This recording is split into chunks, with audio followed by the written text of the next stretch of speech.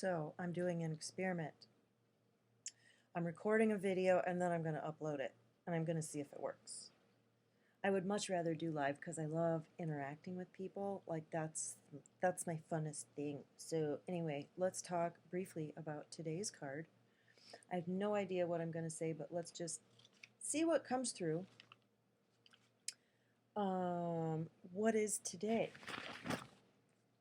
I think could it be the Queen of Diamonds? It's January 17th. Oh, it's the 10 of Diamonds. Oh, I have so much to say about the 10 of Diamonds. Happy birthday, Benjamin Franklin, and a number of people that I know. So on my last live, somebody asked me, can you talk about past lives and the cards? And I didn't know specifically what their question was. So I answered in a very general way, which kind of fascinated me, that some particularities of past life themes, like that came through. If you are a particular card, I have something to say about your past lives that is probably very likely in a general sense.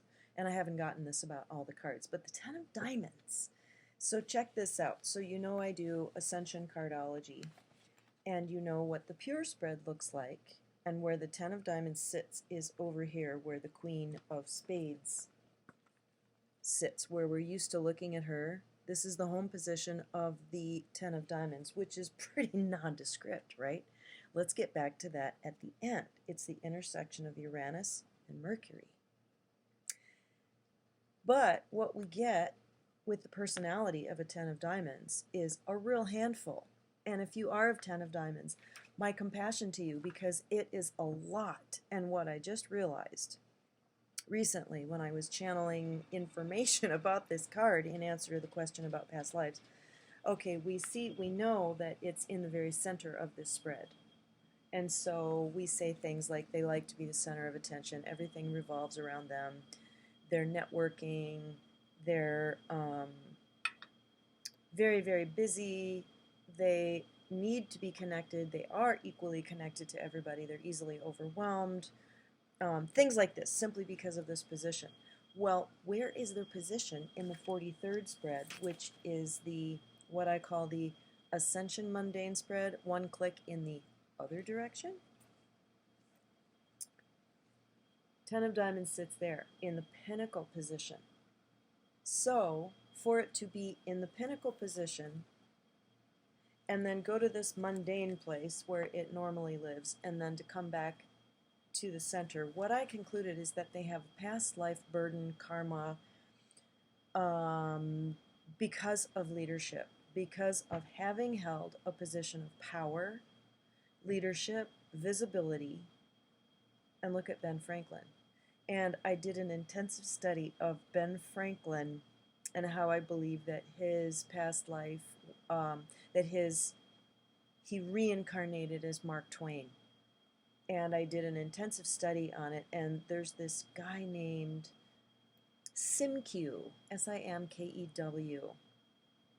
I forget what his first name is, but if you look him up, I don't think he's active anymore, but he made a discovery that he was John Adams in a past life. And so he developed this methodology that relies heavily on their image, what they looked like, and other markers like just life themes, spouses, children, things that happen. And so I decided to enter the cards into it and what seems to be the case.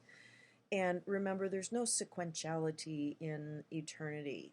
You know, maybe your next life is in the 1700s. Gene Decode referred to that one time with his mother. But we can see thematic connections. So when I look at Ben Franklin's cards, I didn't look at it from this point of view, but so with Ben Franklin being the 10 of Diamonds, the 5 of Hearts descending is a Saturn card and a planetary ruler, which has a karmic connection to the 5 of Clubs, which is, it's either the card of or a significant card in the hand of Mark Twain. anyway, you can see the burden of leadership and influence that he had. Um, just talking about Ben Franklin as the Ten of Diamonds, huge influencer. And we know that he wasn't a totally up and up guy. We know he was lacking in some moral fiber and character. And if you look at the life of Mark Twain and his wife and kids, there seems to be a repair or an addressing of that. So he went over to Europe. His wife, by common law, Deborah, um, with whom he had a daughter at least, took sick, sent him a message, come home, I'm dying, and he didn't. She died. He took no responsibility for her or for the child that they created. Well, as Mark Twain, if he indeed reincarnate as Mark Twain. His wife took sick.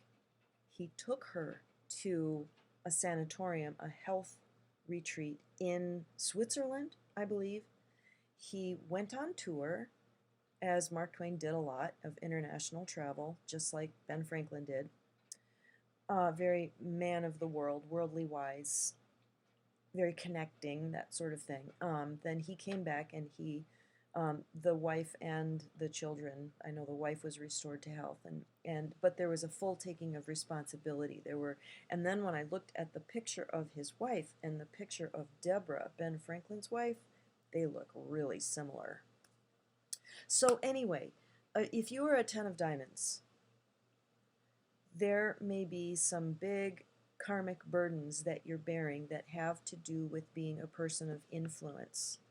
And so a little compassion here for Ten of Diamonds. I think that, I know a lot of them, and some of them are really annoying and really greedy and self-centered and just like, oh my God. But they're all very powerful. One of them is attempting to have a higher consciousness, but totally deluded about the fact that they haven't even really begun to deal with the deep wounding in their psyche. Although I think they have. I think there's a lot. Let's just say it this way. Maybe what happens is that when you sit in that position, you take on the karma of the Ten of Diamonds. Maybe not your karma.